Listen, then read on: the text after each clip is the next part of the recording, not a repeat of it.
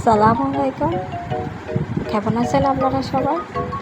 আমি একটা 1 বছর বাচ্চাদের জন্য ডিজাইনার শর্ট টপস কাটিং করে দেখাবো। প্রথমে আমি 4 পার্টের 8 ইঞ্চি মাপের একটা কাপড় নিব, তারপর লম্বার মাপ নিব 12 ইঞ্চি। এবার খোলা সাইড দিক দিয়ে আমি 3 ইঞ্চিতে একটা দাগ টেনে দিব। এবার 1 ইঞ্চি রবারের জায়গায় রেখে আমি 3.5 ইঞ্চি বরাবর বগলের মাপ দিব, তারপর রাউন্ড করে কেটে ফেলবো।